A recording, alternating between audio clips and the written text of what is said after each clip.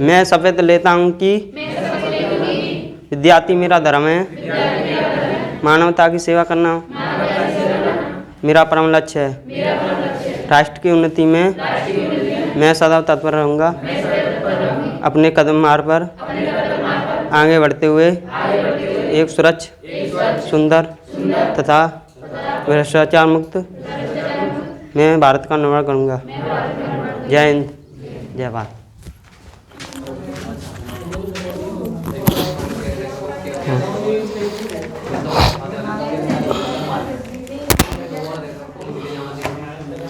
देखो तुम लोग मोटी मोटी किताबों के पीछे भागते रहते हो। ये 7th क्लास की उत्तर प्रदेश बोर्ड में जो चलती है निःशुल्क किताब जो है वो है। इसमें नागरिक शास्त्र और इतिहास दोनों है। मध्यकालीन भारत के इतिहास के बारे में बहुत अच्छी तरीके से इसमें लिखा गया है और नागरिक शास्त्र के बारे में भी बहुत अच्छी तरीके से। लक्ष्मीकांत पढ़ने से पहले नागरिक शास्त्र में इन सब किताबों को पढ़ो, ठीक है। बहुत अच्छी तरीके से इसमें समझाया गया है। तो 6th क्लास की इसी प्रकार की किताब आती है, उसे पढ़ोगे तो प्राचीन इतिहास तैयार हो जाएगा। 7th क्लास की इसको पढ़ोगे तो मध्यकालीन इतिहास तैयार होगा और 8वीं क्लास की पढ़ोगे तो आधुनिक भारत तैयार होगा। इसी में साथ में नागरिक शास्त्र की भी जो है, नागरिक शास्त्र के भी चैप्टर रहते हैं। अब इसमें मुश्किल से कितने चैप्टर होंगे, कितने पार्ट होंगे, पेज होंगे ज़्यादा से ज़्यादा इसके अंदर 130-131 पेज हैं और चित्र के माध्यम से लिख करके समझाया गया है। NCERT ना अवेलेबल हो, NCERT अभी इतनी आसानी से समझ में नहीं आने वाली है, तो NCERT के पीछे भी मत भागो। इन किताबों को फ्री में प्राप्त करो और पढ़ाई करो इनसे, ठीक है। इन्हीं किताबों को पढ़ो। बाकी जो और सारे फैक्ट्स हैं वो तो हम यहाँ पढ़ाते ही हैं, तो मोटी किताबों के पीछे अभी मत भागो, नहीं तो फिर भाग जाओगे पूरी तरीके से, रणभूमि से ही भाग जाओगे। तो पहले अभी इन पतली किताबों को जिनसे अब तक भागते रहो ना, 6th 7th 8th में भागते रहो, कहाँ पढ़े हो, तो अब इनको फिर से पढ़ो, तब इनमें मज़ा आएगा। इनको पढ़ो और तुम्हारे छोटे भाई अगर पढ़ रहे हो 6th 7th 8th में तो उनको भी पढ़ाओ, तब दोनों काम होगा, पढ़ने में मज़ा आएगा और पढ़ाने में मज़ा आएगा, ठीक है। 6th 7th 8th में जो है हम इन किताबों को पढ़ते नहीं हैं क्योंकि पढ़ना है ही नहीं हमको, हमारी समझ ही नहीं विकसित होती है। तो अब पढ़ो इनको। ये मत सोचो कि ये छोटी किताब है तो हम इनको नहीं पढ़ेंगे, इनमें क्या रखा होगा, इनमें बहुत कुछ रखा है। जब ये पढ़ जाएं तब फिर 8वीं की 9th की किताब उठाओ। 9th तो NCERT शुरू हो जाती है उत्तर प्रदेश बोर्ड में भी, तो 9th 10th 11वीं 12वीं ये NCERT पढ़ो। तो इनको भी ये है मूल किताबें जिन्हें पढ़ना है। हम लोग भटकते रहते हैं, भागते रहते हैं मोटी किताबों के पीछे, वो तो बात की बात है। शुरुआत इनसे करो और ये किताबें अगर पढ़ने बैठ जाओगे तो 3 दिन में ख़त्म हो जाएंगी, क्योंकि एक पेज को पढ़ने में मुश्किल से 5 मिनट लगेगा। एक पेज में ज़्यादा से ज़्यादा जो है कंपाइल करोगे, एक पेज में तो 15 लाइन ही होती हैं। कितनी लाइन होती हैं, बीच में चित्र बने होते हैं और कितना देख लो, चित्र ही चित्र ज़्यादा बने हैं। एक पेज में 15-20 लाइन होती हैं खाली, तो 15-20 लाइन कितने मिनट में पढ़ लोगे, समझ करके पढ़ोगे तो 5 मिनट लगेगा ज़्यादा से ज़्यादा। तो इनको बहुत आसानी से आप पढ़ सकते हो, कोई दिक्कत नहीं है। एक बार हम इनका जो है पूरा एक क्लास ही ले लेंगे, इनके चैप्टर्स जो है तुम्हारे सिलेबस से मैच करा देंगे ना। जो सिलेबस तुम्हारा है सिविल का या किसी भी परीक्षा की तैयारी का, तो वो पूरा सिलेबस इनसे मैच खाता है। इनको और NCERT को कंबाइन करके जब पढ़ोगे तो पूरा सिलेबस इन्हीं से कवर हो जाएगा, कहीं जाने की ज़रूरत नहीं है। और साथ में फैक्ट्स याद करने हैं तो लूसेंट रख लो बस, उसके अलावा और कुछ पढ़ने की ज़रूरत ही नहीं है। बाकी कंसेप्ट सारा क्लियर हो जाएगा, तो कंसेप्ट क्लियर हो जाएगा तो लिखने में भी मज़ा आएगा। जो है भाई, जो मेंस में जो पेपर आते हैं लिखने के लिए, 4 पेपर GS के होते हैं, सब्जेक्ट का होता है, तो उसमें क्या है, कंसेप्ट क्लियर हो, थोड़ा सा फैक्ट्स का तड़का लगाओ और लिखो, थोड़ा सा डायग्राम बनाओ, थोड़ा सा फ्लो चार्ट बनाओ, सब बता देंगे कि फ्लो चार्ट कैसे बनाया जाता है, डायग्राम कैसे बनाया जाता है, उत्तर को लिंक कैसे किया जाता है, एक तथ्य को दूसरे तथ्य से लिंक करके कैसे लिखा जाता है। एग्जामिनर पढ़ेगा तो ताली बजाएगा, वहीं हॉल में ही बैठ करके कॉपी जांचते, वाह क्या कॉपी आ गई मेरे सामने, इतना मज़ा आना चाहिए लिखने में। तो वो सब आएगा, धीरे धीरे सारी चीज़ सीख जाओगे। तो हम लोग जो है मध्यकालीन भारत में सल्तनत काल के बारे में अध्ययन कर रहे थे। सल्तनत काल हमने पढ़ लिया था। सल्तनत काल पूरा लगभग 320 वर्षों तक रहा है शासन में। उसमें हम लोगों ने जो है 5 राजवंशों को देखा था। कौन कौन से? गुलाम वंश, खिलजी वंश, तुगलक वंश और सैयद लोदी वंश। यानी गुलाब खिला तो सैयदा लौटी, गुलाब खिला तो सैयदा लौटी, ट्रिक था याद करने का। अब उसी के साथ में दक्षिण भारत में लगभग कुछ समय बाद ही जो है 2 नए राजवंश उदय होते हैं। दक्षिण भारत का भी इतिहास पढ़ना जरूरी है, क्योंकि आजकल परीक्षा में वो जो चीज़ किताबों में लिखी हुई, सब किताबों में लिखी हुई हैं, वो सब परीक्षा में एग्जामिनर पूछ चुके हैं। तो अब एग्जामिनर को बचता है दक्षिण भारत का इतिहास, और दक्षिण भारत के इतिहास पे बहुत कम स्रोत हैं, बहुत कम किताबें हैं दक्षिण भारत के इतिहास से। बहुत जो IAS की तैयारी करने वाले लड़के हैं, इंग्लिश मीडियम वगैरह के होते हैं, तो वो दक्षिण भारत तमिलनाडु बोर्ड की जो है किताब पढ़ते हैं, वहाँ से दक्षिण भारत के इतिहास को अच्छी तरीके से समझते हैं। तो हमारे लिए हिंदी में इतना अवेलेबल नहीं है स्रोत, लेकिन चूँकि जो है अवेलेबल कराना है कहीं ना कहीं से, तो दक्षिण भारत का इतिहास भी थोड़ा महत्वपूर्ण इतिहास है, क्योंकि प्रश्न वहाँ से भी कई कॉर्नर से बनाए जाते हैं एग्जामिनर के माध्यम से, मेंस में भी बनाए जाते हैं, प्री में भी बनाए जाते हैं। क्योंकि उत्तर भारत तो मोस्टली हम लोग उत्तर भारत के रहने वाले हैं, और उत्तर भारत हमेशा जो है परिवर्तनकारी रहा है, तो उत्तर भारत का इतिहास तो बहुत सारे इतिहासकारों ने खूब लिखा है, खूब अध्ययन किया है। दक्षिण भारत का इतिहास इतना ज़्यादा अभी जो है सामने नहीं आया है, नहीं तो दक्षिण भारत का इतिहास भी बहुत एक महत्वपूर्ण है। अब बताओ, विजयनगर साम्राज्य जो कि 1336 से लेकर 1652 तक लगभग 316 वर्षों तक जीवित रहा, सल्तनत काल के बराबर ही रहा। सल्तनत काल 320 वर्षों तक रहा लगभग, और ये 316 वर्षों तक रहा है। तो क्या इसका इतिहास पढ़ना चाहिए कि नहीं पढ़ना चाहिए? पढ़ना चाहिए। यहाँ से भी प्रश्न आते हैं, तो हमें अपने मूल को, अपनी संस्कृत को भी समझना जरूरी है। तो देखो, जो हमारा ये भारत है, भारत में मुख्य रूप से इसका जो प्राकृतिक विभाजन है, 2 भागों में हम मुख्यतः भारत के जो है उसको बांट सकते हैं। यहाँ पर है नर्मदा और ताप्ती नदियाँ, विंध्याचल पर्वत श्रेणी है, ठीक। इसके नीचे वाला हिस्सा दक्षिण भारत है। इसके नीचे वाला हिस्सा क्या है? दक्षिण भारत है। इसके ऊपर वाला हिस्सा उत्तर भारत। हम लोग इतिहास में मोस्टली उत्तर भारत का अध्ययन करते हैं, क्योंकि गोमल और खैबर दर्रों से उत्तर भारत में ही ज़्यादातर कौन आए हैं? आक्रमणकारी। समुद्र के रास्ते आक्रमणकारी भारत में प्रवेश नहीं किए हैं। समुद्र के रास्ते सबसे पहले कौन आया था भारत में? विदेशी वास्को डी गामा आया था 1498 ईस्वी में। 17 मई 1498 ईस्वी में कालीकट के तट पे, केरल के कालीकट के तट पे कौन आया था? वास्को डी गामा आया था। उसके पहले यहाँ से मतलब विदेशों में दूर जाने का कोई मार्ग नहीं था इस तरफ से, यूरोप वगैरह समुद्र के रास्ते।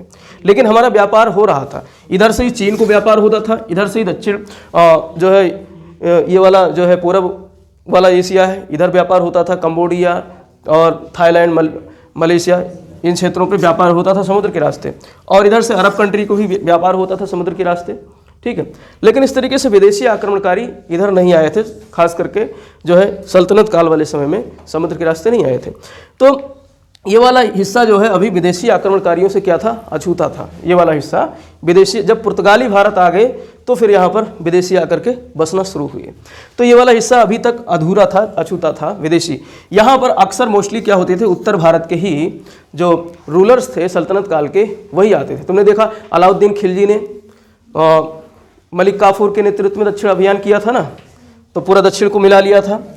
ये देवगिरी वाला क्षेत्र था, और ये जो है आपका तेलंगाना वाला क्षेत्र था, ये वाला जो है आपका होयसल वाला क्षेत्र था, पांड्य वाला क्षेत्र था, इन सब क्षेत्रों को मिला लिया था। लेकिन चूंकि भौगोलिक जो है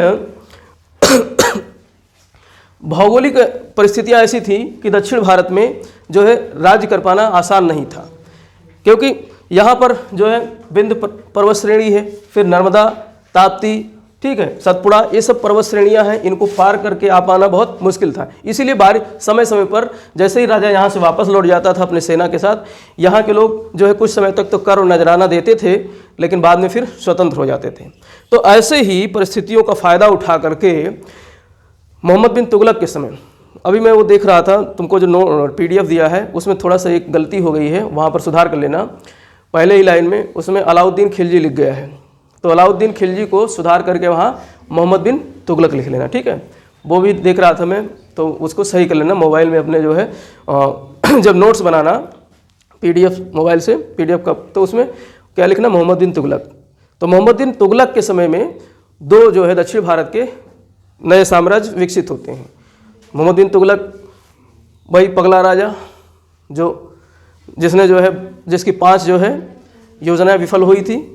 तो उसी के समय दक्षिण भारत के 2 साम्राज्य जो है अस्तित्व में आते हैं। हुआ ये कि 1336 ईस्वी में हरिहर और बुक्का नाम के दो इसके जो है कारागार में डले हुए बंदी सेनापति थे। दक्षिण भारत के अभियान में इसके मोहम्मद बिन तुगलक के एक सेनापति ने, साइलेंट पे कर लो भाई, मोबाइल साइलेंट पे कर लिया करो, हमारा तो फ्लाइट मोड पे रहता है, तुम लोग साइलेंट पे 1 घंटे कर लिया करो। तो दक्षिण भारत के अभियान पे मोहम्मद बिन तुगलक के एक सेनापति जब यहाँ आता है तो इस क्षेत्र में जो तेलंगाना वाला क्षेत्र रहता है, ये वाला क्षेत्र रहता है दक्षिण भारत का, विजयनगर, जो बाद में विजयनगर साम्राज्य के रूप में जाना जाता है, यहाँ से 2 हिंदू जो है सेनापतियों को बंधक बना करके ले जाता है, कहाँ, मोहम्मद बिन तुगलक के दरबार में, और उन्हें बंदी बनाकर कारागार में डाल दिया जाता है। और फिर उनसे कहा जाता है कि तुम इस्लाम धर्म स्वीकार कर लो तो तुम्हें कारागार से मुक्ति दी जाएगी। तो हरिहर और बुक्का ये दोनों जो है मुस्लिम धर्म स्वीकार कर लेते हैं। किसके कहने पर? मोहम्मद बिन तुगलक के, MBT के जो है कहने पर हरिहर और बुक्का मुस्लिम धर्म स्वीकार कर लेते हैं और इन्हें कारागार से मुक्त कर दिया जाता है। अब फिर इनको जो है भेजा जाता है कि तुम ही जाओ दक्षिण भारत के दंगों को नियंत्रित करो, दक्षिण भारत के विद्रोह को नियंत्रित करो और वहाँ पर जा करके उन्हें हमारे सल्तनत में मिलाओ। अब बताओ, चोर को उसी के घर में भेज दिए कि जो है तुम जा करके अपने ही घर के लोगों को हमारे पास लेके आओ, तो ये क्या जो है करेगा ऐसा काम? तो मोहम्मद बिन तुगलक बड़ा वैसे ही पागल टाइप का था ही। तो हरिहर और बुक्का के नेतृत्व में इसने दक्षिण अभियान किया कि ये लोग, लेकिन उसने दिमाग लगाया कि हरिहर और बुक्का वहाँ के रहने वाले हैं, वहीं पैदा हुए हैं, पले हैं और बढ़े हैं, तो इनको सब कुछ सारा भौगोलिक नक्शा पता है, दक्षिण भारत का भूगोल पता है, तो ये आसानी से जा करके वहाँ नियंत्रित कर सकते हैं। अब चूँकि इन्होंने जो है शपथ ली थी कि मैं मुस्लिम धर्म स्वीकार करता हूँ, तो यहाँ दक्षिण में जा करके ऐसा कुछ काम करने वाले नहीं थे, ऐसा इन्होंने सोचा मोहम्मद बिन तुगलक ने। तो इनके नेतृत्व में इन्होंने जो है दक्षिण भारत का अभियान करने को भेज दिया। अब दक्षिण भारत आते हैं तो यहाँ पर एक जो है संत मिलते हैं, विद्यारण। एक कौन मिलते हैं? संत मिलते हैं, विद्यारण। विद्यारण नामक एक संत मिलता है, किसको? हरिहर और बुक्का को। और इनको याद दिलाता है, कहता है तुम याद करो गौरवशाली इतिहास को, अपने गौरवशाली जो है पिताजी को, इनके पिताजी का नाम संगम था, कहें अपने गौरवशाली इतिहास को याद करो, अपने धर्म को याद करो, तुम कौन थे, मूल तुम्हारा क्या है, तुम हिंदू हो। तो इन्होंने फिर से पुनः जो है विद्यारण के प्रभाव में आकर के, हरिहर और बुक्का दोनों भाई थे, दोनों ने पुनः क्या धर्म अपना लिया? हिंदू धर्म अपना लिया। और हिंदू धर्म अपना करके फिर MBT को सूचना भेज दी, तुम अपने घर में मस्त रहो, हम यहाँ पर एक नए राजवंश की स्थापना करते हैं जिसका नाम है, नए साम्राज्य का, जिसका नाम है विजयनगर साम्राज्य। तो विजयनगर साम्राज्य को स्थापित किया हरिहर और बुक्का, 2 भाइयों ने। हरिहर बड़ा भाई था, बुक्का उसका छोटा भाई था। अब विजयनगर साम्राज्य में आप देखोगे यहाँ पर भाइयों ने शासन किया है, ऐसा नहीं कि मतलब एक मरा तो दूसरा जो है उसका पुत्र आएगा। मोस्टली यहाँ पर जो बड़ा भाई मरता था तो छोटा भाई जो है गद्दी पर बैठता था। बड़ा विचित्र, दक्षिण भारत का इतिहास बहुत ही विचित्र है। दक्षिण भारत का इतिहास, प्राचीन समय में इतिहास देखा हो दक्षिण भारत में, वहाँ पर महिलाएं शासिका के रूप में उभर कर आती हैं, संरक्षण के रूप में शासन करती महिलाएं, माँ के नाम से चलता है। यानी दक्षिण भारत का इतिहास कहीं ना कहीं उत्तर भारत से अच्छा रहा है। पितृसत्तात्मक समाज उतना नहीं रहा है दक्षिण भारत, मातृ सत्तात्मक रहा है। मोस्टली माँ के नाम से जो है संचालन हुआ है साम्राज्य। अब यहाँ भाइयों को प्रश्रय दिया गया है, मोस्टली जो है बड़े भाई के बाद छोटा भाई गद्दी पर बैठता है, ज़्यादातर देखोगे विजयनगर साम्राज्य में। तो विजयनगर साम्राज्य यानी विजय मतलब विक्ट्री, हमने विजय कर लिया किसको? दक्षिण भारत के इस क्षेत्र को, और एक साम्राज्य बनाया जिसका नाम है विजयनगर साम्राज्य। तो विजयनगर साम्राज्य यहाँ पर स्थापित होता है 1336 में। और उसी समय मोहम्मद बिन तुगलक के ही समय 1347 ईस्वी में, 1347 ईस्वी में 11 वर्ष बाद हसन गंगू नाम का एक जो है इसी तरीके से सेनापति था मोहम्मद बिन तुगलक का। हसन गंगू कहाँ आता है? महाराष्ट्र में देवगिरी वाले क्षेत्र में। अभियान के लिए कहाँ आता है? देवगिरी वाले क्षेत्र में। और देवगिरी दौलताबाद वाला क्षेत्र जो था ये सब जो है कब्जे में कर लेता है और यहाँ पर एक स्वतंत्र राज्य की स्थापना करता है जिसका नाम था बहमनी साम्राज्य। कौन सा साम्राज्य? बहमनी साम्राज्य। कौन सा साम्राज्य? बहमनी साम्राज्य। तो मोहम्मद बिन तुगलक के समय दो साम्राज्य स्वतंत्र हुए। कौन कौन से? विजयनगर साम्राज्य और बहमनी साम्राज्य। बहमनी साम्राज्य मुस्लिम साम्राज्य था और विजयनगर साम्राज्य हिंदू साम्राज्य था। तो इसको मानचित्र में सही से समझते हैं किस तरीके से कहाँ तक जो है ये दोनों साम्राज्य हैं, और दोनों साम्राज्य जो है आपस में जीवन भर लड़ते रहे, जीवन भर लड़ते रहे। ये है ताप्ती नदी, ये क्या है ताप्ती नदी, ठीक। और यहाँ पर है जो है आपका कृष्णा नदी, यहाँ पर क्या है कृष्णा नदी, ये है कृष्णा नदी और ये है ताप्ती नदी। उसी के ऊपर है जो है एक पर्वत श्रृंखला है ताप्ती के ऊपर, सतपुड़ा पर्वत। सतपुड़ा पर्वत को पार करोगे दक्षिण से तो फिर नर्मदा नदी पड़ेगी, ठीक है। तो ये ताप्ती नदी है और इसी की कृष्णा की सहायक एक नदी है जिसका नाम है तुंगभद्रा। कृष्णा की सहायक नदी है तुंगभद्रा। दक्षिण में एक नदी है कावेरी, दक्षिण में एक नदी है कावेरी। भौगोलिक दृष्टि से समझना इसलिए जरूरी है क्योंकि इनका विभाजन देखते हैं। तो ताप्ती नदी से कृष्णा नदी के बीच का जो हिस्सा है, ताप्ती नदी से कृष्णा नदी के बीच का हिस्सा क्या कहलाता है, बहमनी साम्राज्य। कौन सा साम्राज्य, बहमनी साम्राज्य, ठीक है। तो प्रश्न कभी कभी आ जाएगा कि बहमनी साम्राज्य का लोकेशन क्या है, ताप्ती नदी से कृष्णा नदी के बीच का, और कृष्णा नदी से कावेरी नदी के बीच का हिस्सा कौन सा है, विजयनगर साम्राज्य। कौन सा साम्राज्य, विजयनगर साम्राज्य। तो कृष्णा नदी से कावेरी नदी के बीच का साम्राज्य कौन सा है, विजयनगर साम्राज्य। इसके नीचे है मदुरई, मदुरा, इसके नीचे कौन सा राज्य है, मदुरा, ठीक। तो मदुरा तो फिलहाल अभी स्वतंत्र है, मदुरा बाद में मिलाया जाएगा। तो इस तरीके से अब देखो ये दोनों क्यों लड़ते रहे, ये दोनों आपस में स्थापना के साथ ही लड़ते रहे। लड़ने के पीछे कारण क्या था, उत्तर भारत में एक तो दिल्ली सल्तनत एक महत्वपूर्ण जो है साम्राज्य था, जिनके शासक जो है हमेशा दक्षिण भारत आक्रमण करते रहते थे। तो उत्तर भारत की राजनीतिक संगठन जो था मजबूत था, उत्तर भारत का राजनीतिक संगठन मजबूत था और बहमनी साम्राज्य को उत्तर भारत की तरफ जाने में डर लगता था। और दूसरी बात, यहाँ पर भौगोलिक परिस्थितियाँ ऐसी थी कि ताप्ती को पार करना, नर्मदा को पार करना, विंध्याचल पर्वत को पार करना, तब उत्तर भारत जाएंगे। तो आक्रमण कर पाना उत्तर भारत में इनके लिए टफ था। अब दक्षिण भारत में बचता है इनको दक्षिण भारत आक्रमण करना, तो फिर बहमनी साम्राज्य के लोग कहाँ जाएंगे, दक्षिण भारत में, और विजय साम्राज्य के लोग कहाँ जाएंगे, दक्षिण में ज़्यादा जाएंगे तो समुद्र में कूद पड़ेंगे। दक्षिण में समुद्र है, हिंद महासागर है, हिंद महासागर में तो कब्जा करने से रहे। तो इनको क्या मिलता है, उत्तर में आक्रमण करना। उत्तर में कौन है, बहमनी साम्राज्य है। तो बहमनी साम्राज्य को जो है जीतना, भाई पहले के साम्राज्य ये रहता था ना कि लड़ भिड़ करके अपने साम्राज्य की सीमा बढ़ाना, यही काम होता था उनका। सैनिक रखते थे, लड़ भिड़ करके साम्राज्य की सीमा बढ़ाते थे, और सीमा वो भी जो है साम्राज्य का कौन सा हिस्सा मिल जाए, ज़्यादा उपजाऊ मिल जाए। कृषि ही तो प्रमुख व्यवसाय था उस समय, ज़्यादा उपजाऊ मिल जाए ज़मीन तो और बढ़िया बात है। अब यहाँ कृष्णा और तुंगभद्रा के बीच में दोआब था। दोआब मैंने बताया दो नदियों के बीच का क्षेत्र दोआब कहलाता है। तो ये कृष्णा है, इसकी सहायक नदी है तुंगभद्रा। कृष्णा और इसकी सहायक नदी कौन सी है, तुंगभद्रा। तो ये दोआब क्षेत्र जो तुंगभद्रा और कृष्णा का दोआब क्षेत्र था, ये बहुत उपजाऊ क्षेत्र था, यहाँ कृषि बढ़िया होती थी, ठीक। और इधर था गोलकुंडा, इधर था गोलकुंडा। गोलकुंडा जो है इसलिए जाना जाता था हीरे वीरे के लिए, हमने बताया ना, गोलकुंडा से जो है हीरे और जवाहरात बहुत सारी चीज़ें मिलती हैं।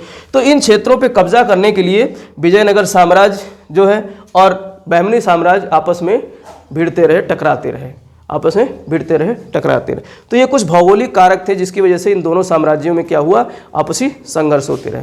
तो यहाँ पर जो है प्रश्न आएगा कि हरिहर बुक्का ने किस साम्राज्य की स्थापना की, विजयनगर साम्राज्य की स्थापना की। कब की, 1336 में की। हसन गंगू ने कौन से साम्राज्य की स्थापना की, बहमनी साम्राज्य की। कब की, 1347 में की, 1347 में की। तो आज हम लोग जो है विजयनगर साम्राज्य को बारी बारी से पढ़ेंगे। जिस तरीके से सल्तनत काल में 5 वंश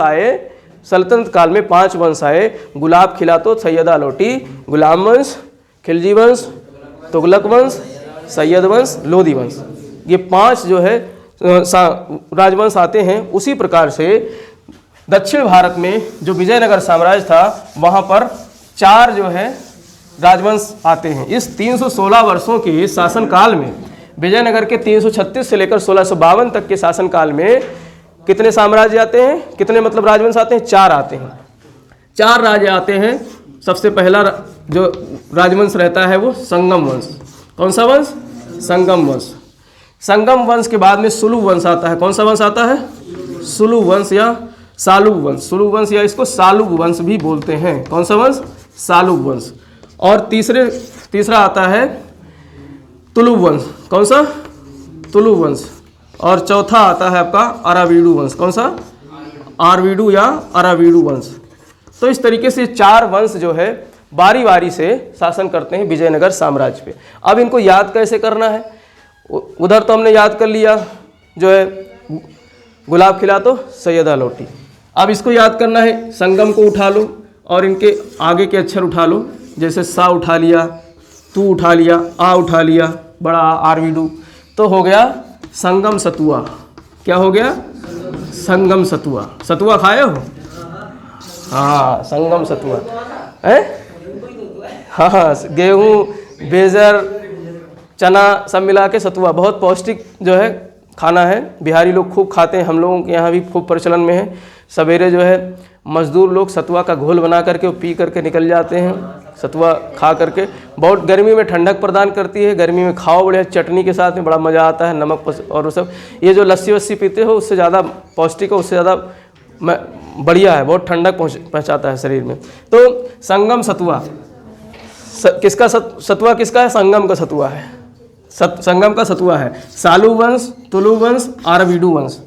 तो संगम सतुआ से आप याद कर सकते हो कि इनके जो है क्या थे, ये कालक्रम थे। सबसे पहले संगम वंश आया, फिर सालू वंश आया, फिर तुलु वंश आया, फिर आरवीडू वंश आया। अब इसमें प्रश्न आएगा, यहाँ से क्या प्रश्न पूछेगा? कौन सा वंश सबसे ज़्यादा लंबे समय तक शासन किया? सन वन ज़्यादा इसमें याद करने की ज़रूरत नहीं है, मैंने हालांकि PDF में लिख दिया है, लेकिन ज़्यादा इनमें से सन नहीं पूछे जाते हैं क्योंकि ये सब बड़ा खिचड़ी हो जाता है इतिहास। तो कंसेप्ट क्लियर होना चाहिए। जो मुख्य सन है वो हम अपने आप यहाँ बता देते हैं, उनको याद रखना। तो सबसे ज़्यादा लंबा, जो लंबे समय तक शासन करता है, कौन सा वंश करता है? संगम वंश करता है। कौन सा वंश करता है? संगम वंश। और सबसे कम समय तक शासन करता है उसी का छोटा भाई नीचे जो बैठा है, सुलु वंश। सुलु वंश सबसे कम समय तक शासन सत्ता में रहता है। तो ये दोनों आसपास में ही है। सबसे लंबा शासनकाल किसका रहा है? संगम वंश का। और उससे छोटा शासनकाल किसका रहा है? सुलु वंश का। अब इनकी स्थापना जो है कब होती है? मैंने बताया कि गुलाम वंश, ये देखो कौन से वंश में होती है? गुलाम के बाद में खिलजी के बाद में तुगलक के बाद में सैयद, और सैयद के बाद में लोधी। तो प्रश्न कभी कभी पूछ लेता है घुमा फिरा करके कि किस वंश, सल्तनत काल का कौन सा वंश था जिसके वंश में जो है ये संगम वंश या फिर जो है दक्षिण भारत के विजयनगर साम्राज्य की स्थापना होती है? तो तुगलक वंश के। कौन से? बीच में बैठा हुआ कौन? तुगलक वंश। तुगलक वंश में ही तो था MBT। कौन था? MBT, मोहम्मद बिन तुगलक। इसी के समय, यानी बीच का जो वंश है, इस बीच के वंश में ही बीज बोया जाता है किसका? विजयनगर साम्राज्य का। अब विजयनगर साम्राज्य आविर्भाव हो गया, इसका अस्तित्व आ गया, तो पहला वंश चलता है यहाँ पर संगम वंश। कौन सा वंश चलता है? संगम वंश। इसका कार्य पूरे विजयनगर साम्राज्य का 1336 से लेकर 1652 तक इसका जो है शासन सत्ता रहता है। पहला शासक जो होता है संगम वंश में, हरिहर प्रथम नाम से। कौन? वही हरिहर प्रथम, जिसने हरिहर और अपने भाई बुक्का के साथ मिलकर के विजयनगर साम्राज्य की स्थापना की थी। तो इसने ही सबसे पहले जिस वंश की नींव डाली, इसका नाम था संगम वंश। अब संगम वंश क्यों रखा इसने? क्योंकि इसके पिताजी का नाम था संगम। वैसे दक्षिण भारत का इतिहास, प्राचीन इतिहास संगम इतिहास के नाम से जाना जाता है। संगम पूरा दक्षिण भारत का हजारों वर्ष तक चला जो है एक साहित्यिक सम्मेलन था। संगम का मतलब क्या होता है? समागम। संगम का मतलब क्या होता है? समागम। दक्षिण भारत के कवि और जो है विद्वान सब जब इकट्ठा होते हैं, संगम, 3 संगम होते हैं, तो उन संगम के नाम से ही दक्षिण भारत का इतिहास भी संगम इतिहास के नाम से जाना जाता है। ठीक है, तो वो हमने प्राचीन इतिहास में अभी पढ़ाया नहीं, उसको छोड़ दिया था, वो थोड़ा टिपिकल था, तो हमने सोचा कि तुम लोगों को दिक्कत होगी, इसलिए अभी उसको छोड़ रखा है, उसको पढ़ाएंगे। लेकिन यहाँ पर संगम वंश आता है। यहाँ पर कौन सा वंश आता है? संगम वंश आता है। क्यों संगम वंश का नाम रखा? हरिहर और बुक्का के पापा का नाम क्या था? संगम नाम था, इसलिए अपने पापा के नाम पर इन्होंने जिस वंश का नाम रखा उस वंश का नाम पड़ गया संगम वंश। तो संगम वंश का इतिहास शुरू होता है। संगम वंश का पहला शासक कौन था? हरिहर प्रथम। कौन था? हरिहर प्रथम। हरिहर प्रथम जो कि बुक्का का बड़ा भाई था। अब इसी के समय से, हरिहर प्रथम के समय से ही दोनों साम्राज्य, बहमनी साम्राज्य और कौन? विजयनगर साम्राज्य, दोनों साम्राज्य जो है लड़ने लगते हैं। कौन से भूमि को लेकर के? तुंगभद्रा और कृष्णा नदी के क्षेत्र को लेकर के। तुंगभद्रा और कृष्णा नदी के क्षेत्र को लेकर के दोनों लड़ने लगते हैं। ये है आपका ताप्ती और ये है कृष्णा नदी और ये है तुंगभद्रा नदी। ये है तुंगभद्रा और ये कृष्णा है। तो इस वाले क्षेत्र के दोआब को कहा गया रायचूर दोआब। कौन सा दोआब कहा गया? रायचूर दोआब। कौन सा दोआब कहा गया? रायचूर दोआब। तो रायचूर दोआब वाले क्षेत्र को लेकर के संघर्ष शुरू हो जाता है हरिहर प्रथम के समय से ही, क्योंकि 1347 में कौन अस्तित्व में आ जाता है? बहमनी साम्राज्य। और उस समय हरिहर प्रथम का कार्यकाल था लगभग 1356 तक। तो इस तरीके से हरिहर प्रथम के समय में जो है रायचूर संघर्ष शुरू हो जाता है, रायचूर दोआब का संघर्ष शुरू हो जाता है। और इसके अलावा इसने जो है अपने भाई बुक्का के साथ मिलकर के साम्राज्य विस्तार का कार्य भी किया। हरिहर प्रथम ने बुक्का के साथ, अपने छोटे भाई बुक्का के साथ मिलकर के अपने साम्राज्य का विस्तार भी किया। तो ये कुछ फैक्ट से ज़्यादा इस समय फैक्ट नहीं। इसके बाद में इसका छोटा भाई बुक्का प्रथम जो है गद्दी पर बैठता है। अब देखो ये पहले ये नाम के आगे प्रथम द्वितीय नहीं लगाते रहे होंगे, क्योंकि इनको तो पता ही नहीं कि हमारे नाम का दूसरा कोई आने वाला है, इनको थोड़ा नहीं पता है। ये तो इतिहासकारों ने जब इनका इतिहास पढ़ा, देखा अरे इसी नाम का दूसरा शासक भी आया है बाद में, तो इन्होंने हम लोगों को दिक्कत ना हो इतिहास पढ़ने में, इसीलिए संकेत में इन्होंने प्रथम द्वितीय तृतीय ऐसे नाम डाल दिए हैं। इतिहासकारों ने डाल दिए, उन्हें थोड़ा नहीं पता है। अब अभी हम राजेंद्र के नाम से यहाँ पर पढ़ा रहे हैं, अब क्या पता हमारे नाम का कोई दूसरा आ जाए पढ़ाने के लिए, तो कहेगा राजेंद्र सेकंड। भाई हम तो अपना राजेंद्र फर्स्ट नाम थोड़े नहीं डालते हैं, हम तो राजेंद्र हैं, लेकिन हमारे नाम का कोई दूसरा आ जाए या स्कूल में कोई ज्वाइन कर ले राजेंद्र, तो उसको कहेंगे राजेंद्र द्वितीय, राजेंद्र द्वितीय। तो ऐसे ही जो है इतिहासकारों ने हम लोगों को दिक्कत ना हो इतिहास पढ़ने में, इसलिए जो है उन्होंने प्रथम और द्वितीय का कंसेप्ट बनाया है। राजा जब शासन करते थे तो वो अपने नाम का ही सिक्का जारी करते थे, प्रथम द्वितीय नहीं लिखते थे, क्योंकि उन्हें भविष्य का तो पता ही नहीं कि भविष्य में भी हमारे नाम का कोई आने वाला है। तो इस तरीके से हरिहर प्रथम के बाद में उसका छोटा भाई बुक्का प्रथम गद्दी पर बैठता है। अब बुक्का प्रथम के समय की कुछ घटनाएं थीं, इनको इधर बनाते चलते हैं, लिखते चलना, अपना जो है नोट करते चला करो। हरिहर प्रथम के बाद में बुक्का प्रथम सत्ता पर आता है। बुक्का प्रथम के समय की सबसे महत्वपूर्ण घटना क्या थी कि इस समय जो है सायण नाम का सायणाचार्य या सायण तेलुगु जो है विद्वान था। सायण या सायणाचार्य जो है तेलुगु विद्वान था। तो बुक्का का क्या था? गुरु था। बुक्का का वो क्या था? गुरु था। और इसके समय में जो है रायचूर दोआब को लेकर संघर्ष होता है। मोहम्मद प्रथम यहाँ का शासक होता है। बहमनी साम्राज्य का शासक कौन होता है? मोहम्मद प्रथम।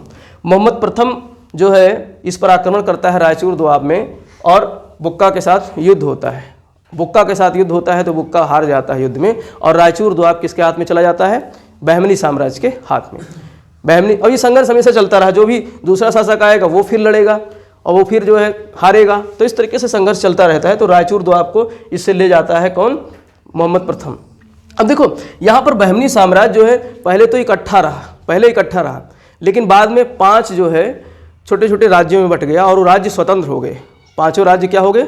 स्वतंत्र हो गए। जैसे यहाँ पर था बरार, यहाँ पर क्या था? बरार। यहाँ पर था अहमदनगर, यहाँ पर था बीदर, यहाँ पर था गोलकुंडा, यहाँ पर था बीजापुर। तो इस तरीके से 5 राज्य जो है स्वतंत्र हो गए। किसके? बहमनी साम्राज्य के। कौन कौन से? बरार, बीदर, बीजापुर, अहमदनगर और गोलकुंडा। आंध्र प्रदेश वाले क्षेत्र में, तेलंगाना वाले क्षेत्र में गोलकुंडा है। तो ये 5 जो है राज्य अलग हो जाते हैं। अब इन्हीं राज्य के शासक जो है आक्रमण करते रहते हैं इन पर। किस पर? विजयनगर साम्राज्य पर। ठीक। तो सायण के समय जो है सायण जो है किसका दरबारी विद्वान था? बुक्का प्रथम का। और बुक्का प्रथम जो है उसको गुरु बनाता है। किसको? सायण को। सायण विद्वान था। तो ये याद रखना। और इसके अलावा रायचूर दोआब ले जाता है मोहम्मद प्रथम इससे जीत करके। ज़्यादा इसकी कहानी नहीं है। और इसके अलावा एक कहानी और है। बुक्का प्रथम का एक बेटा था जिसका नाम था नहीं देवराय प्रथम नहीं, उसने जो है कंपन नाम था। इसके पुत्र का नाम था कंपन। कंपन ने मदुरा को विजय किया। ये जो मदुरा वाला क्षेत्र था दक्षिण में, कावेरी नदी के दक्षिण वाला भाग था मदुरा या मदुरई। तो मदुरई को किसने जीता? कंपन ने। मदुरई को किसने जीता? कंपन ने। अब कंपन की पत्नी थी गंगा देवी। कंपन की पत्नी का क्या नाम था? गंगा देवी। तो गंगा देवी ने अपने पति के इस मदुरई विजय के उपलक्ष्य में एक पुस्तक लिखी जिसका नाम था मधुरा विजयम। उस पुस्तक का क्या नाम था? मधुरा विजयम। तो याद रखना, मधुरा विजयम नामक पुस्तक किसने लिखी? गंगा देवी ने। मधुरा विजयम नामक पुस्तक किसने लिखी? गंगा देवी ने। गंगा देवी किसकी पत्नी थी? कंपन की।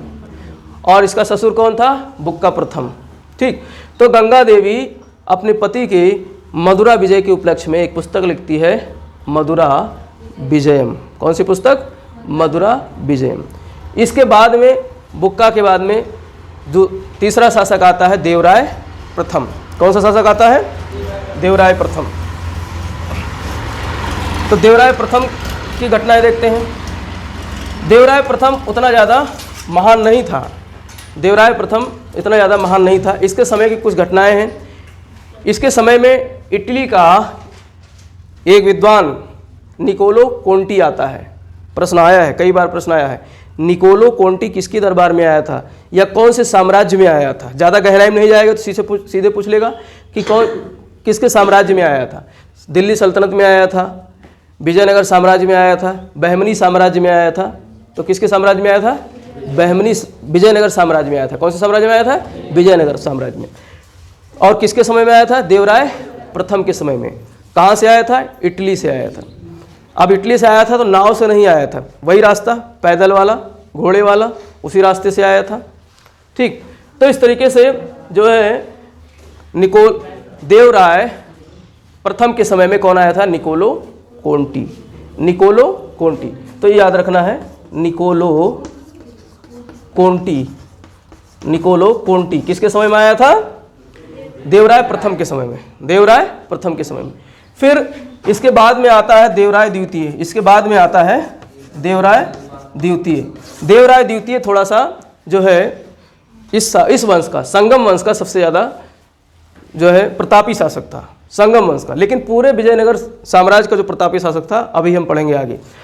तो संगम वंश का सबसे प्रतापी शासक कौन था? देवराय द्वितीय।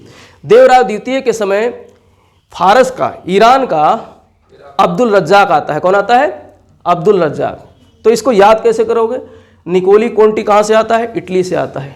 इटली से आता है और पहले आया तो देवराय प्रथम के समय आया, पहले आया तो देवराय प्रथम के समय आया।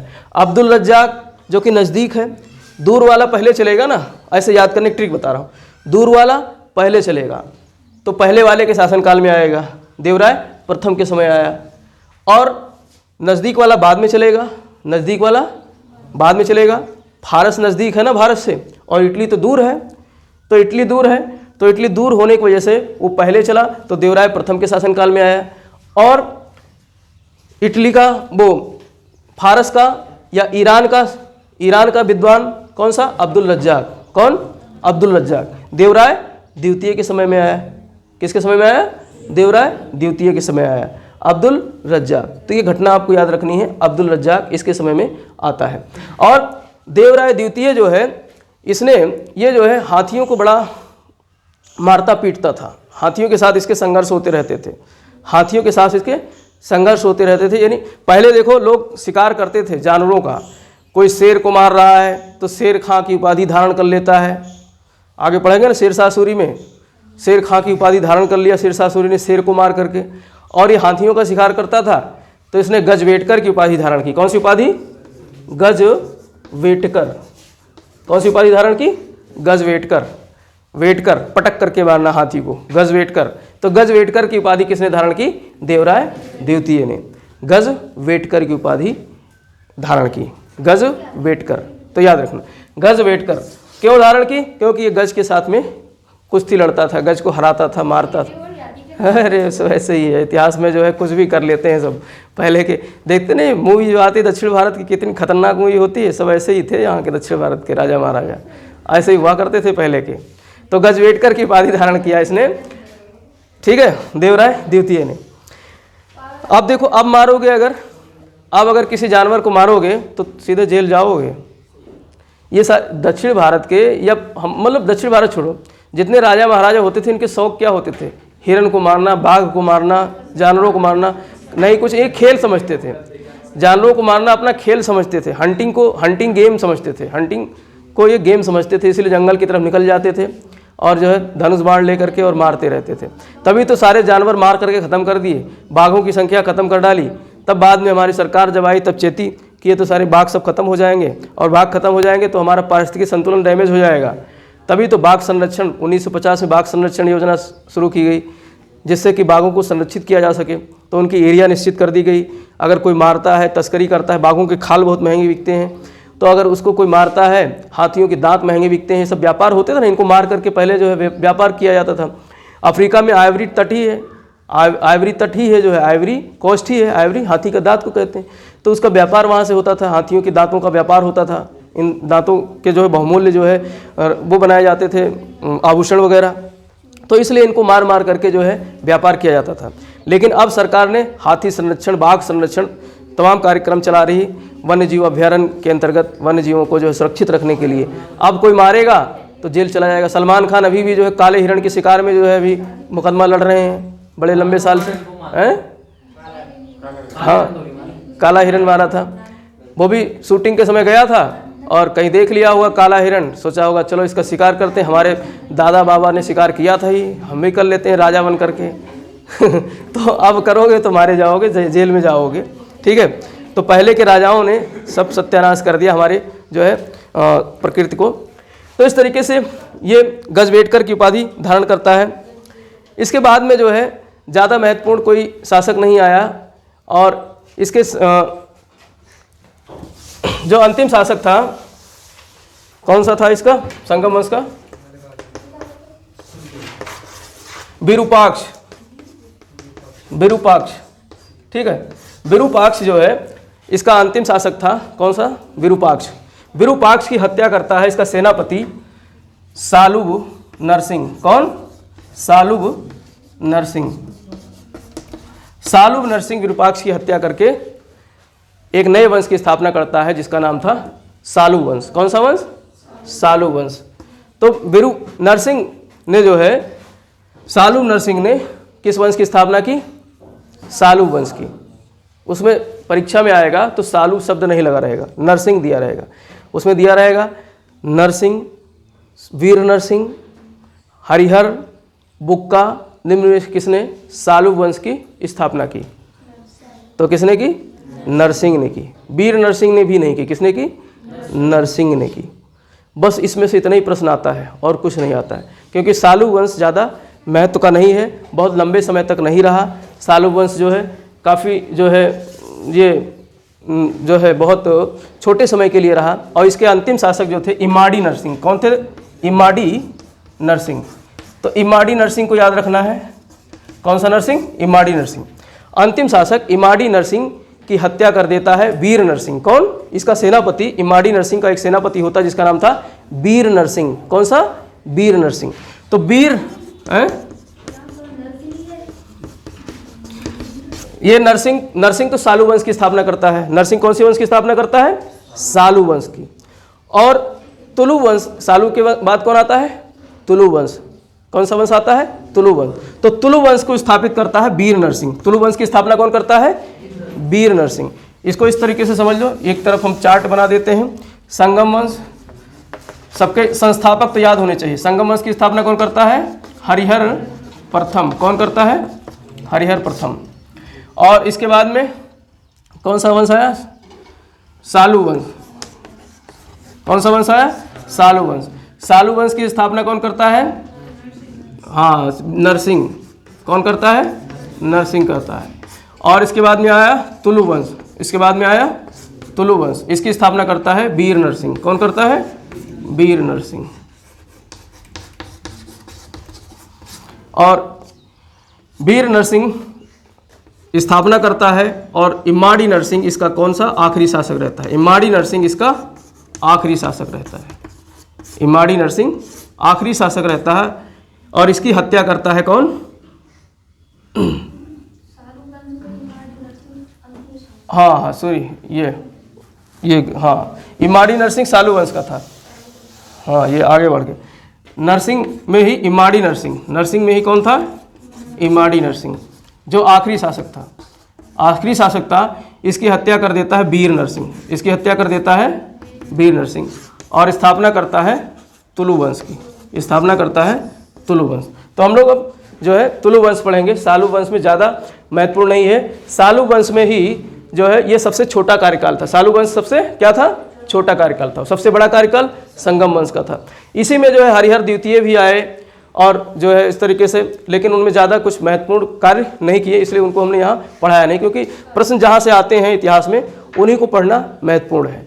जो नहीं आते हैं फिर उनको छोड़ते चलो, जो नहीं आते हैं उनको छोड़ते चलना ही ज़्यादा समझदारी है।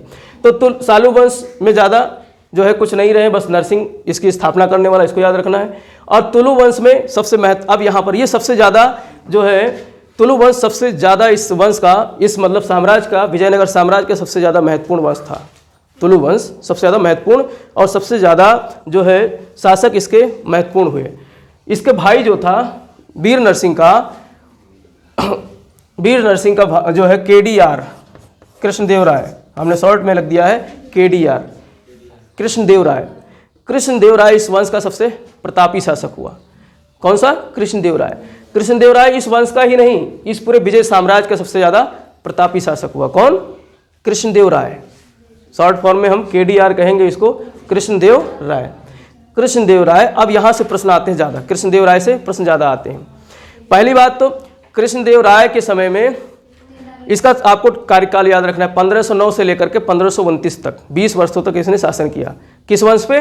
तुलु वंश पे। तो प्रश्न पूछेगा कृष्णदेवराय किस वंश से संबंधित था? चारों वंश का नाम दे देगा। यहाँ से प्रश्न कई बार आ चुके हैं एग्जाम में। चारों वंश के नाम दे देगा, संगम वंश, सालु वंश, तुलु वंश, अराविडु वंश, और कहेगा कृष्णदेवराय किस वंश से संबंधित था? तो तुलु वंश से। किस वंश से? तुलु वंश से। तो अब इसका जब कार्यकाल था 1509 से लेकर के 1529 तक, 1509 से लेकर के 1529 तक 20 वर्षों तक शासन किया। और इस दौरान भारत में कौन सा विदेशी आया था जिसने मुगल सत्ता की स्थापना की? कौन आ रहा था? बाबर आ रहा था। बाबर 1526 में कौन सा युद्ध हुआ था? पानीपत का प्रथम, 21 अप्रैल 1526। किसके साथ में? इब्राहिम लोदी के समय, इब्राहिम लोदी के साथ। तो बाबर आता है और बाबर जो है सुन रखा था किसके बारे में? केडीआर के बारे में, क्योंकि उसी समय बाबर भारत में आया था जब किसका कार्य समय था? केडीआर का, विजयनगर साम्राज्य। तो प्रश्न यहाँ से आता है, बाबर के आक्रमण के समय जब भारत में बाबर अपने मूल खोज रहा था, अपने वंश की स्थापना कर रहा था, उस समय विजयनगर साम्राज्य का शासक कौन था? कृष्णदेवराय था। तो बाबर अपनी किताब लिखता है आत्मकथा, जिसका नाम था तुझके बाबरी। क्या नाम था? तुझके बाबरी या बाबरनामा। तो तुझके बाबरी या बाबरनामा में बाबर लिखता है कि दक्षिण भारत का वीर महान शासक कृष्णदेवराय शासन कर रहा था। वो अपनी किताब में लिखता है, आज भी तुझके बाबरी में लिखा है। अर्थात कहीं ना कहीं कृष्णदेवराय सर्वाधिक जो है महान शासकों में एक सिद्ध हुआ विजयनगर साम्राज्य में। तो पहला प्रश्न यहाँ से बन गया कि बाबर ने अपनी तुझके बाबरी में किस वंश के शासक की चर्चा की है? नाम नहीं देगा, सीधे वंश पूछ लेगा किस वंश के शासक की अपनी किताब आत्मकथा तुझके बाबरी या बाबरनामा में चर्चा की है? तो कौन से वंश के? तुलु वंश के शासक की। किस वंश के शासक की? तुलु वंश के शासक की। और कौन से शासक की? कृष्णदेवराय की, कृष्णदेवराय की। तो ये प्रश्न एक महत्वपूर्ण हो गया। इसके समय में दो पुर्तगाली भारत आते हैं, बारबोसा और डोमिंगो पायस।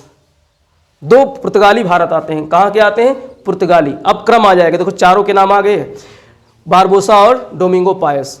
अब कहेगा, परीक्षा में पूछेगा, दे देगा निकोलो कोंटी, फिर दे देगा आपको अब्दुल रज्जाक, फिर दे देगा डोमिंगो पायस या बारबोसा। फिर कहेगा इनका क्रम मिलाइए, इनका भारत में आने का क्रम मिलाइए। ऐसे प्रश्न बनाते हैं एग्जाम में, इनका भारत में आने का क्रम बनाइए।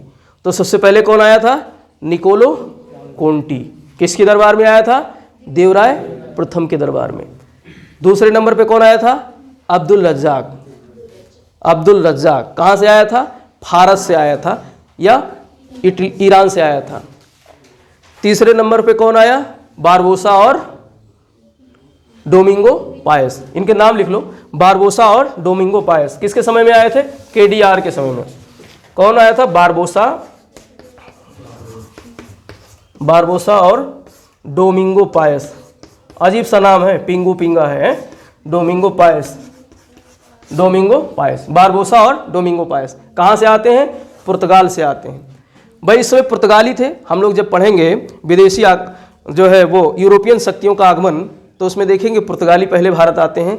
तो पुर्तगाली अपना आ करके दक्षिण भारत में यहाँ पर अपने फैक्ट्री स्थापित करते हैं, कारखाना स्थापित करते हैं दक्षिण भारत के तटों पर जो है। तो वही जो है पुर्तगाली बारबोसा और डोमिंगो पायस किसके कार्यकाल में आए थे? केडीआर के समय आए थे, कृष्णदेव राय के समय आए थे। कृष्णदेव राय के समय की कुछ महत्वपूर्ण घटनाएं हैं, याद करना। इस समय तेलुगु साहित्य का बहुत विकास हुआ, क्योंकि केडीआर स्वयं जो है क्या था? तेलुगु साहित्य का बहुत बड़ा विद्वान था। तेलुगु साहित्य का बहुत बड़ा विद्वान था। अब जब विद्वान होगा तो विद्वानों को प्रश्रय देगा कि नहीं? उसके राज्य में जो तेलुगु साहित्य पर लेखन लिखने वाले कवि होंगे या विद्वान होंगे, उसको प्रश्रय देगा कि नहीं? तो इसने इसके समय में 8 जो है तेलुगु विद्वानों का एक समूह बनाया, जिसको अष्टदिग्गज कहा गया। क्या कहा गया? अष्टदिग्गज। तो प्रश्न आएगा, अष्टदिग्गज किसके समय में जो है 8 तेलुगु कवियों का एक समूह था? तो किसके समय में था? किसने बनाया था? कृष्णदेव राय ने। कृष्णदेव राय ने 8 तेलुगु कवियों का, एक तेलुगु विद्वानों का एक समूह बनाया था, संगठन बनाया था, जिसका नाम था अष्टदिग्गज। शिवाजी हम पढ़ेंगे, शिवाजी ने अष्टप्रधान बनाया था। क्या बनाया था? अष्टप्रधान। यहाँ पर जो है, और नवरत्न पढ़ेंगे, अकबर के नवरत्न पढ़ेंगे। तो इस तरीके से अष्टदिग्गज ये किसके जो है समय में संस्थापित किया गया? कृष्णदेव राय के समय में। जिसके 2 मुख्य जो है कवि थे, 2 मुख्य विद्वान थे, उनके नाम आपको पता होने चाहिए। तेनालीराम का नाम आपने सुन रखा होगा। कौन सा? तेनालीराम। ठीक, तेनालीराम था। और एक था आपका पेडन्ना। कौन था? पेडन्ना। कौन था? पेडन्ना। इनके नाम याद होना चाहिए। पेडन्ना को तेलुगु साहित्य का फादर कहा गया है, पितामह कहा गया है। तेलुगु साहित्य का पितामह कहा गया। किसको? पेडन्ना को। इसने बहुत सारी चीज़ें तेलुगु साहित्य में रचित किया है इस समय तेलुगु साहित्य में। और स्वयं जो है केडीआर ने, कृष्णदेव राय ने स्वयं एक पुस्तक लिखी थी, आमुक्त माल्यद। एक पुस्तक लिखी थी जिसका नाम था आमुक्त माल्यद। क्या नाम था? आमुक्त माल्यद। तो ये किताब याद रखना, किसने लिखी थी? आमुक्त माल्यद कृष्णदेव राय ने लिखी थी। ये फैक्ट हैं, थोड़ा सा याद करने की जरूरत है, बार बार दोहरा रहा हूँ, याद हो जाएगा। आमुक्त माल्यद किसने लिखी थी? कृष्णदेव राय ने। तुम लोग साथ में बोला करो तभी याद होगा। आमुक्त माल्यद किसने लिखी थी? कृष्णदेव राय ने। और अष्टदिग्गज की स्थापना किसने की? कृष्णदेव राय ने। बारबोसा और डोमिंगो पायस किसके समय आए? कृष्णदेव राय। कहाँ से आए? पुर्तगाल से। कहाँ से आए? पुर्तगाल से आए। और जो है इसने किताब लिखी थी आमुक्त माल्यद। कौन सी किताब लिखी थी? आमुक्त माल्यद। किस भाषा में लिखी थी? तेलुगु भाषा में। तो प्रश्न पूछा जाएगा, आमुक्त माल्यद किस भाषा की पुस्तक है? तेलुगु की, कन्नड़ की, मराठी की, पंजाबी की, जापानी की? कौन सी भाषा की है? तेलुगु भाषा की। तो प्रश्न यहाँ से आते हैं। तेलुगु भाषा की कौन सी किताब है? आमुक्त माल्यद। राजनीति पर लिखी गई है। किस पर लिखी गई है? राजनीति पर लिखी गई है। मधुरा विजयम किसने लिखी है? वाने, गंगा देवी ने। गंगा देवी किसकी पत्नी थी? कंपन की। किसकी पत्नी थी? कंपन की। कंपन ने मधुरा विजय किया था। किसके समय में? बुक्का प्रथम के समय में। बुक्का प्रथम के समय। तो ये सब कुछ फैक्ट है, इनको याद होना चाहिए। तो अष्टदिग्गज में जो है ये मुख्य जो है कवि थे, मुख्य विद्वान थे तेनालीराम। तेनालीराम पे शायद नाटक भी आता है ना, तेनालीराम। अब देखना तेनालीराम। और पेडन्ना। तो पेडन्ना जो है एक महत्वपूर्ण विद्वान था, जिसको जो है तेलुगु साहित्य का पितामह कहा गया है। अब इसके समय में तेलुगु साहित्य का काफ़ी विकास हुआ, इसलिए इसके युग को, केडीआर के युग को तेलुगु साहित्य का क्लासिकल युग कहा जाता है। कौन सा युग? क्लासिकल युग। तो क्लासिकल युग किसके समय में किसको कहा गया? केडीआर, कृष्णदेव राय के समय को क्या कहा गया? तेलुगु साहित्य का क्लासिकल युग। तेलुगु साहित्य का क्लासिकल युग। ठीक, तो ये कुछ KDR से प्रश्न आने वाले प्रश्न थे, जहाँ से प्रश्न पूछे जाते हैं। इसका कार्यकाल क्या था? 1509 से लेकर के 1529 तक 20 वर्षों तक शासन किया। 20 वर्षों के शासन में इसने बहुत सारे जो है विजयों को किया। अब इसने विजय भी किया था। जो रायचूर वाला क्षेत्र था, इसको अपने साम्राज्य में मिला लेता है। तो अंतिम रूप से रायचूर के साम्राज्य को विजयनगर साम्राज्य में मिलाने वाला शासक कौन था? KDR था, कृष्णदेव राय था। इसने गोलकुंडा को भी विजय कर लिया, इन सबको मिला लिया किसमें? अपने साम्राज्य में। 200 वर्षों का लंबा संघर्ष चल रहा था। शुरुआत हो गया था 1355-56 से ही संघर्ष शुरू हो गया था, 1347-48 से ही। कौन सा? रायचूर वाला क्षेत्र। और आ करके लास्ट में जो है 1510-15 ईस्वी के आसपास में जो है इस संघर्ष को खत्म करता है कौन? KDR, कृष्णदेव राय। तो कृष्णदेव राय ने 10 वर्षों में ही जो है 200 वर्षों का संघर्ष खत्म कर दिया था। तो कहने का मतलब विद्वान भी था, प्रकांड विद्वान भी था और महान सेनापति भी था। KDR प्रकांड विद्वान के साथ साथ में महान सेनापति भी था। इसलिए इसने उपाधियां धारण की। आंध्र भोज की उपाधि धारण की। कौन सी उपाधि? आंध्र भोज। भोज जो है मध्य प्रदेश के महान शासक हुआ करते थे। ठीक, उन्हीं के नाम पर इसने अपने आंध्र क्षेत्र में रहा है, इसलिए इसने कौन सी उपाधि धारण की? आंध्र भोज। कौन सी उपाधि? आंध्र भोज। भोज, राजा भोज का नाम सुना होगा। राजा भोज भी बहुत विद्वान आदमी थे, साहित्य को बहुत बढ़ावा दिया। इसीलिए इन्होंने जो है साहित्य को बढ़ावा दिया, तेलुगु साहित्य को, इसीलिए इन्होंने कौन सी उपाधि धारण की? आंध्र भोज की।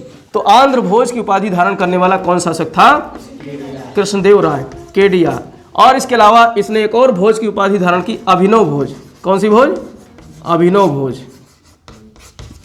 कौन सी भोज? अभिनव भोज। अभिनव का मतलब नवीन होता है। अभिनव का मतलब नया भोज। कौन सा भोज? नया भोज। पुराना भोज तो हो चुका है, तो नया भोज इसने, नवीन भोज, अभिनव भोज। अभिनव भोज की उपाधि धारण की किसने? KDR ने। तो इस तरीके से एक महान शासक सिद्ध हुआ। इसके बाद में जो है एक शासक और आता है, कई आते हैं लेकिन हम जो महत्वपूर्ण है उनका ही चर्चा करेंगे, सदाशिव राय। इसी में तुलु वंश में ही एक शासक आता है, बकलोल शासक सदाशिव राय। बड़ा बकलोल था, जैसे कि कौन बकलोल था?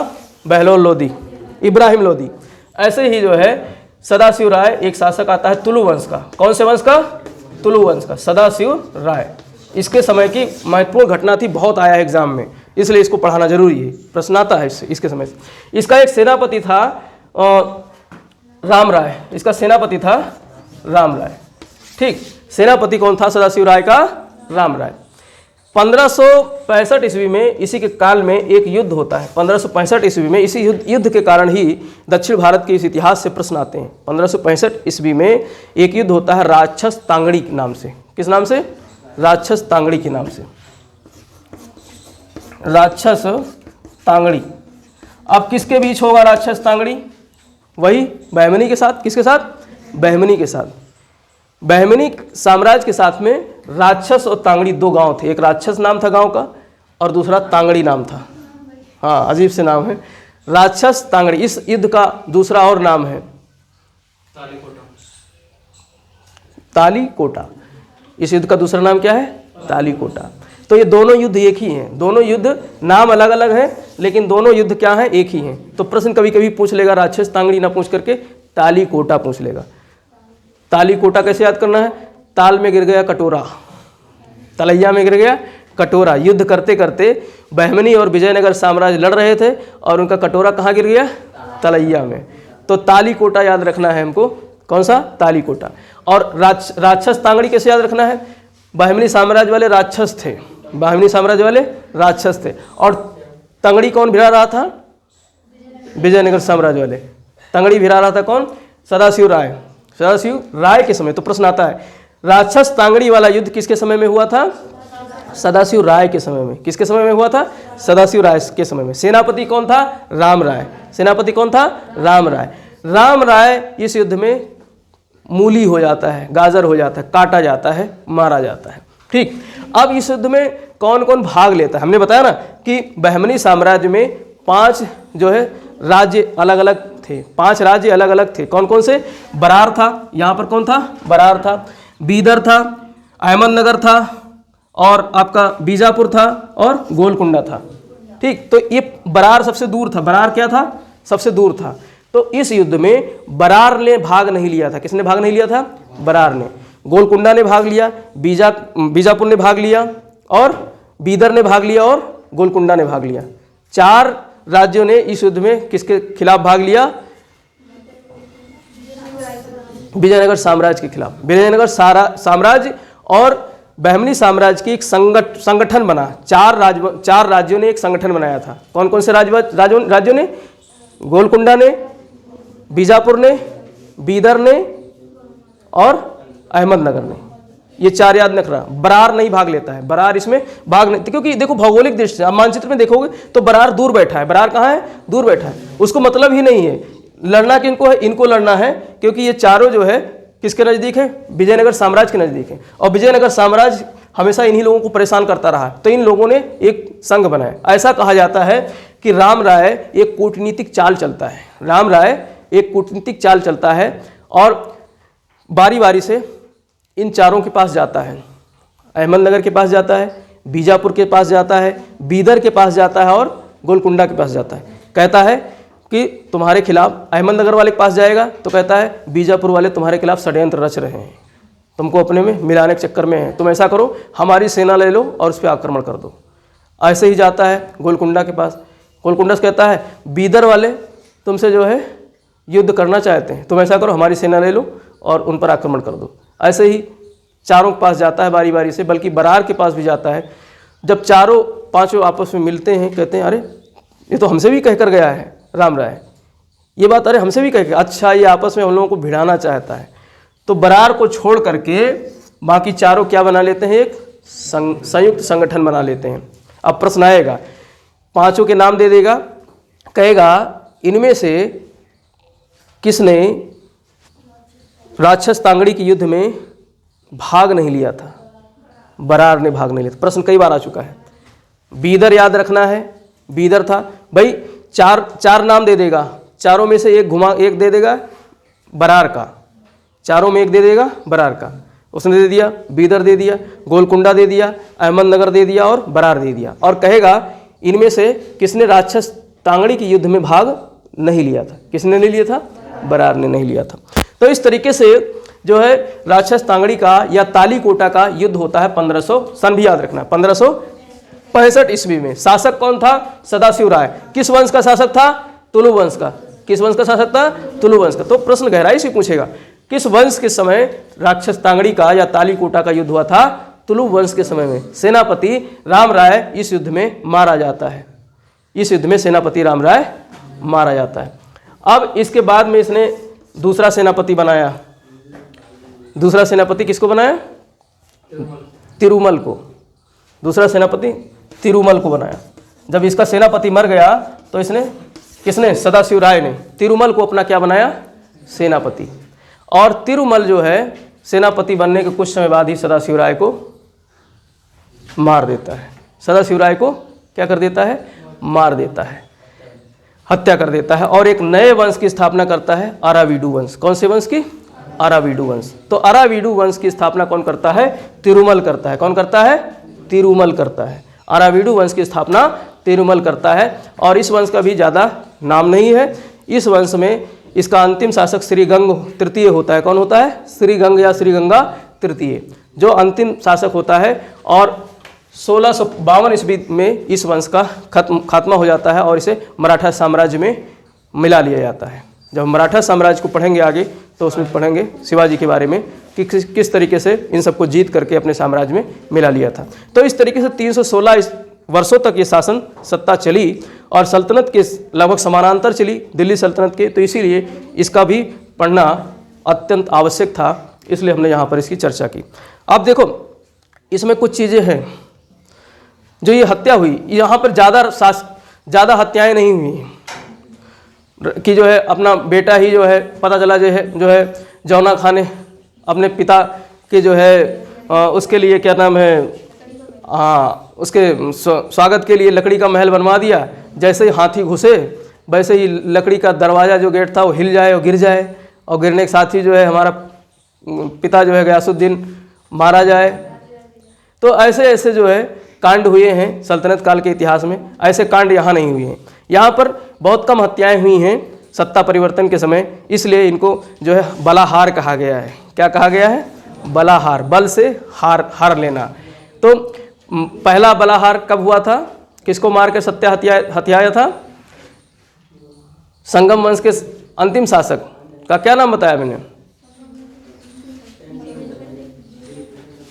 भूल गए? विरूपाक्ष। नोट्स में लिखे रहा करो। तो विरूपाक्ष की हत्या किसने किया था? नरसिंह ने। तो नरसिंह के समय या सालुग नरसिंह के समय प्रथम बलाहार हुआ। कौन सा बलाहार? प्रथम बलाहार। माने सत्ता हथियाने के लिए प्रथम बार हत्या की गई विरूपाक्ष की, इसलिए कहा गया उसे प्रथम बलाहार। ऐसे ही दूसरी बार में हत्या हुई तो द्वितीय बलाहार, तीसरी बार में हत्या हुई तो तृतीय बलाहार। सत्ता हथियाने के लिए ज़्यादा इसमें मारपीट नहीं हुई है। तो सत्ता हथियाने के लिए जब शासक को मारा गया तो उसे क्या कहा गया? बलाहार।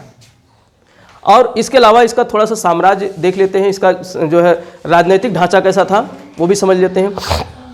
देखो, हम लोगों ने वहाँ पढ़ा था जो है सल्तनत काल में कि जो है इक्ता था, ठीक है, राज्यों को क्या कहा गया? इक्ता कहा गया। यहाँ पर जो है प्रांत था, प्रांत किस में बटा था? मंडलम में बटा था। किस में बटा था? मंडलम में बटा था। मंडल जैसे आज का मंडल है ना, कमिश्नरी जिसको आज का कहते हैं। जैसे राज्य में कई कमिश्नरी होते हैं, कई मंडल होते हैं। उत्तर प्रदेश में कितने मंडल हैं?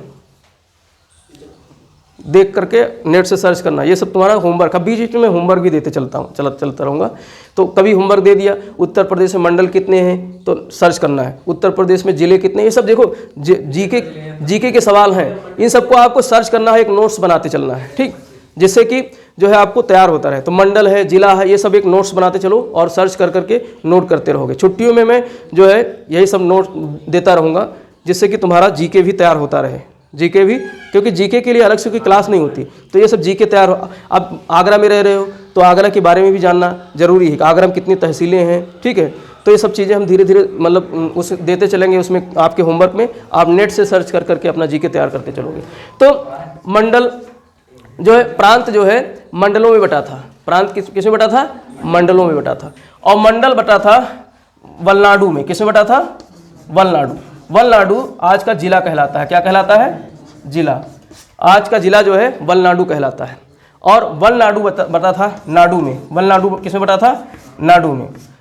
जैसे परगना हमने सल्तनत काल में पढ़ा था ना, परगना यानी तहसील। नाडु को क्या कह सकते हो? आज का तहसील। और ब्लॉक, जो आज का ब्लॉक है वो मेलाग्राम कहलाता था। उसमें क्या कहलाता था? मेलाग्राम। क्या कहलाता था? मेलाग्राम। और लगभग 50 गांव मिलकर के एक मेलाग्राम बनता था। और मेलाग्राम से सबसे छोटी इकाई जो होती थी वो गांव होती थी। और गांव को जो है तेलुगु साहित्य में कहा गया उर। क्या कहा गया है? उर। तो इस तरीके से ये इनका जो है ऊर्ध्वाधर विभाजन था, लंबवत विभाजन था प्रशासन का लंबवत विभाजन था। यहाँ से भी प्रश्न आ जाता है उर क्या है? प्रश्न दे देगा। उर किसे कहा गया है? विजयनगर साम्राज्य में या दक्षिण भारत के इतिहास में उर का क्या मतलब होता है? तो उर का मतलब होता है गांव। उर का मतलब होता है गांव। नाडु का मतलब क्या होता है? परगना। जो आज का तहसील है उसको उस समय नाडु कहते थे। आज भी ये प्रचलन में दक्षिण भारत में बहुत लोग, जैसे तमिलनाडु है, तमिल क्षेत्र का नाडु तमिलनाडु, ठीक। ऐसे बलनाडु, नाडु से बड़ा होगा तो बलनाडु जो जिला हो जाएगा। कई नाडु मिलकर के क्या बनाएंगे? बलनाडु बनाएंगे। या इसको कोट्टम भी कहते हैं। इसको क्या कहते हैं? कोट्टम। दूसरा नाम भी है इसका कोट्टम। बलनाडु को कोट्टम भी कहते हैं। कोट्टम, बलनाडु को क्या कहते हैं? कोट्टम। और कई बलनाडु मिलकर के एक मंडलम बनाते हैं। क्या बनाते हैं? एक मंडलम बनाते हैं, जिसको आज हम कमिश्नरी कह सकते हैं। मंडल भी कहा जाता है, कमिश्नरी भी कह सकते हैं। और कई कमिश्नरी, कई मंडलम मिलकर के एक प्रांत बनता था। इतिहासकार कहते हैं कि उस समय विजयनगर साम्राज्य में 6 प्रांत हुआ करते थे। कितने प्रांत? 6 प्रांत। याद रखना, 6 प्रांत थे विजयनगर साम्राज्य के, ठीक। तो इस तरीके से इनका जो है ये प्रशासनिक अमला था। इसके अलावा ये लोग व्यापार वगैरह भी करते थे समुद्र के रास्ते। चूंकि देखो भारत इधर भी समुद्र है, इधर भी समुद्र है, समुद्र के रास्ते ये व्यापार करते थे, अरब सागर से और बंगाल की खाड़ी से। बंगाल की खाड़ी से पूर्वी एशिया को व्यापार करते थे। और अरब सागर से कहाँ व्यापार करते थे? अरब देशों की तरफ, ठीक। ईरान वगैरह, फारस वगैरह के लोग ऐसे ही आते थे यहाँ पर, ठीक। इस तरीके से आए, समुद्र के रास्ते यहाँ चले आते थे। तो इस तरीके से ये जो है इनका कुछ व्यापारिक संबंध भी था, संपर्क भी था, और इनका ये प्रशासनिक जो है वो था।